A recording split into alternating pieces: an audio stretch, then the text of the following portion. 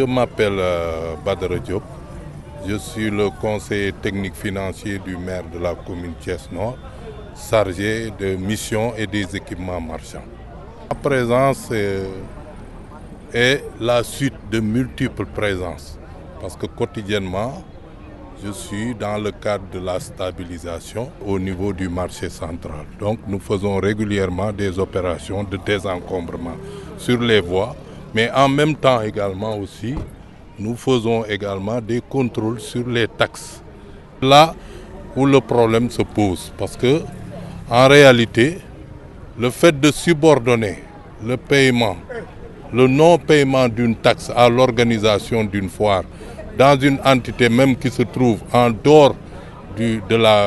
la mairie, de la commune Thiès-Nord, ça pose énormément de problèmes. Parce que nous tous, nous savons que la réglementation du paiement de la taxe est bien prévue par la loi. Et nul ne peut faire obstacle au paiement d'une taxe, arguant le fait qu'on a organisé une foire. S'il y a une grève des commerçants, le droit de grève s'exerce, est reconnu, mais ce droit-là doit s'exercer dans le cadre des lois qui le régissent. S'ils sont en grève, ils peuvent rester chez eux, mais on ne peut pas squatter le marché, faire des activités commerciales et refuser de payer la taxe journalière. Donc, il n'y a aucune loi qui prévoit cela. Aujourd'hui, nous avons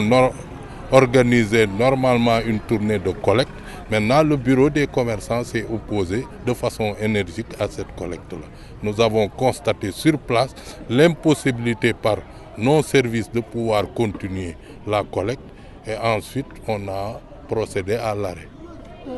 En dehors du bureau, est-ce qu'il y a eu des commerçants qui sont opposés de payer les taxes? Non du tout, parce qu'en fait nous avons commencé à 17h et nous avons en tout cas eu à constater aucune velléité de résistance. Donc le paiement se faisait normalement. C'est quand le bureau des commerçants est venu, ils se sont opposés à l'exercice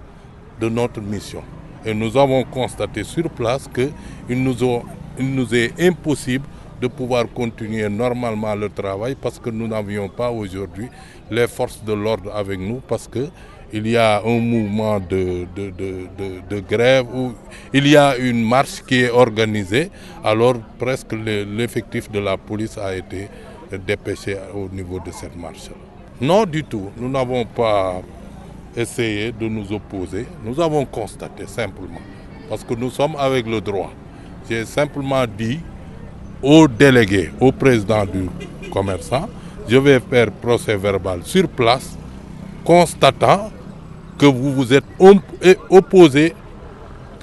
au recouvrement de la taxe qui est prévue par la loi. Ils ont refusé de signer le procès verbal, mais néanmoins, comme il y avait des témoins et tout le monde a constaté que nous étions dans l'impossibilité de continuer notre travail, nous avons arrêté. J'ai avisé le maire qui a pris acte et je crois que tous les recours relatifs à, peut-être pour la circonstance qui nous permettra de faire notre travail normalement dans les jours à venir, nous allons utiliser de tous ces voies de droit pour nous permettre quand même aussi d'éviter des blocages du genre. Non, ça c'est à la discrétion du maire. Je crois que je rendrai compte, c'est le maire qui prendra la décision idoine. Mais tout ce que je sais, pour la circonstance, le Code général des impôts est très clair. Et je crois qu'il y a un article qui précise que toute personne qui s'oppose au paiement de la taxe, quand même aussi peut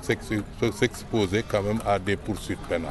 Barakato man maay Dame Diagne président régional bu UNACOIS jàppoo bu Thiès. li ñu waxoon démb wax ko tey moom la ñuy waxaat ëllëg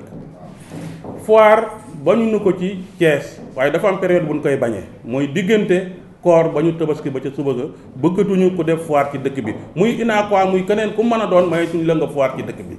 léegi nag bi ñu waxee loolu ba ne woon bu ñu waree dañ koy tënk ñun ak autorités yi nekk ci dëkk bi yépp ñi mu concerné yàlla dogal waxtaan woowu jotu la am. Maire de la ville joxe autorisation pour ñu def foire ci dëkk bi bi ñu ko yëgee lan dem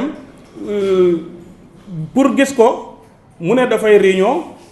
mënuñoo recevoir ci lan demee rajo si di def déclaration ci turu UNACOIS régional ak délégué marché yi nekk ci Thiès yépp pour wax ne li fekk foire bi arrêté wul kenn du fay juuti, kenn du fay patente, kenn du fay benn taxe ci dëkk bi. loolu lu am la Adja Maimouna Samb la tudd waxtaan nañ fii waxtaan nañu ak chambre de commerce ba d'accord ci diggante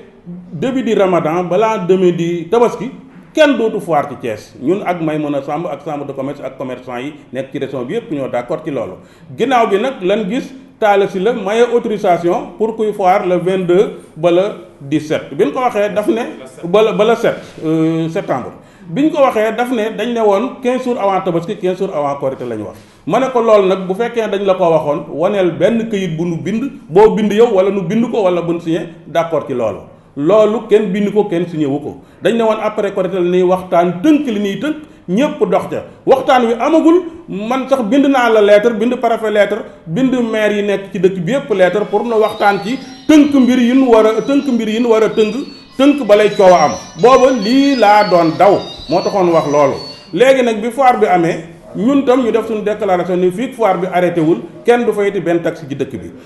noo ngi waxtaan lundi gisee na noog préfet départemental bu Thiès waxtaan nañu ba am lu mu tënk war koo yeggale vendredi insha allahu ci 11h démb maire Talla Sylla woo nañu waxtaan nañu moom ba am nañ lu mu tënk loo xam ne si tey jii dina ci waxtaan ak préfet pour bu ajjuma ba nu dajee ak préfet mën a tënk li ñuy tënk xam li ñuy def mooy lan li féeg nag waxtaanu gunoog préfet ba pare ba xam fu nu jëm juuti ji moom day continuer di arrêté kenn du fay juut ci dëkk bi yépp ci ndigalal UNACOIS régional lañ ko joxee léegi nag ñun nee naa commerçant yépp bu leen xeex bu leen xuloo waa mairie nord nee nañu bu subaa dinañ ñëwee beneen ñëw ma ne leen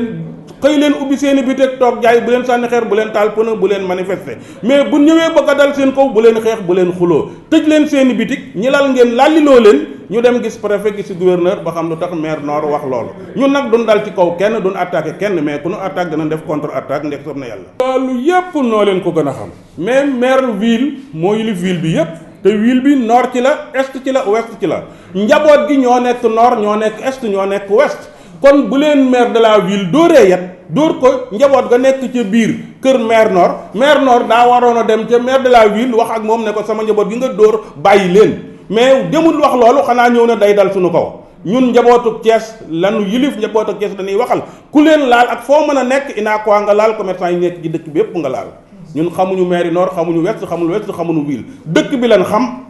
ci dëkk bi mooy Thiès kon ku laal waa dëkk bi foo leen laal rek laal nga xam nga léegi ku ne xam na ne àdduna bi ñi naan crise bi àdduna bi naqari ak fépp li nga xam ne fi la commerçant yi mën a fortaatoo fi mu ne boo demee màggalu Touba li ñuy am ci diggante tamxarit ak màggal di 1 mois 2 mois ci la ñuy dund at wala 6 mois boo demee màkk bu aj gi ñëwee seen koom-koom ca lay jóg ca la ñuy amee li ñuy am ñun tam commerçant yi li ñuy fortaatoo ko néew di ci mën a def dépense xottil ci suñuy waa kër jënd ci xaru tabaski diggante koor ak korek tabaski ci leen koy fortaatoo ci la ñuy leb suñuy banque leb suñuy mutuelle ñii dem ci seeni fournisseur diggante koor ak korek tabaski ci leen koy liggéey moo tax ñu ne bañunu kenn ko foire ñëpp ay citoyen lañu kum neex ñaanal autorisation ñu may la nga foire waaye nañ fi bàyyi nag 3 mois yi kori tabaski bu ko defee commerçant yi leb seeni banque leb seeni mutuelle ñii dem ci seeni fournisseur ñu mën a fortaatu lu ñu am jël lii rek tax ñu bañ ñun ñii dañuy foire mais période boobu UNACOIS du ko ci def te du nangu ko ci def loolu chambre de commerce wax li mu wax la war a wax chambre de commerce dañ ne chambre de commerce et industrie et agriculture kon këru commerçant yi lañ wax du moom ñoom rek moomuñu ko mais këru commerçant yi la ku ci ñëw da nga cay bokkaat comme su commerçant yi amee problème chambre de commerce représenté commerçant yi dañoo war a taxaw ci ginnaaw commerçant yi jàppale leen ba mbir moom a saafarawu loolu moom mooy yoon buñ ko defee moom def nañ lu leen war te def nañu yoon waaw loolu yëpp la ñu encaissé comme man fekkuma fa woon mais kayit yi ma gis nii xale yi dugg nañ ci biir ñi ñu jot a dagali ticket nangu ticket yaa ngi nii ci bureau UNACOIS te tam ci ndigalal président lañ ko defee kenn amul droit laa ne di taggati benn ticket wala ngay fayu benn juuti ci dëkk bi ndarekatu danoo waxtaan ak autorité yi ba tënk li nu tënk wax li ñuy wax ñun Thiès rek lan am amuñu faneen lenn mais nag Thiès gi nu dëkk moom ko juddoo fi yaroo fi du nangu ko yàq te kenn du ko yàq bu soobee yàlla li feeg yàlla ngi nu bàyyil sunu xel ak sunu wér-gu-yaram kenn du yàq Thiès ñun Thiès rek lan am amuñu leneen lii nuy def neexunu buñ sañoon Thiès day am jàmm nekk ci jàmm ku xëy suba liggéey nuy fay li ñu war a fay waaye nag buñ bëggee dal suñu kaw yàqal ñu loo xam ne sii ñun dañoo nar a nekk fii ba dee suñuy doom remplacer ñu ñëw bëgg a yàq loolu nga xam ne ñun balay suñuy doom a ñëw ñu dees fekk suñuy doom dee loolu lan dul nangu loolu moo tax li ñuy def na di ko def dëkk bi rek lañ bëgg a defar dëkk bi lañ bëgg te dëkk bi du nangu ko yàq bu soobee yàlla li may wax autorités yi man gis naa ne ñi ngi waxtaan ak ñoom te ni ngi nuy déglu ñun tam noo ngi leen di déglu ba altine waxtaan na préfet am na lu mu tënk préfet sax moo woo maire de la ville ne ko na recevoir UNACOIS ak commerçant yi nu bokk waxtaan maire de la ville tam def na loolu démb waxtaan nañu ba am lu nu tënk loolu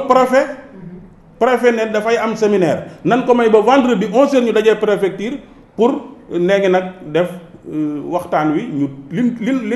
liñ tënkoon nu tekki ko waxtaan ba juboo bu soobee yàlla te yaakaar naa ne autorités yi moom li ñu war a def ñi ngi koy def ñun tam li ñu war a def ñu ngi ko xam naa kay da cee am ñenn ñoo xam ne xëy na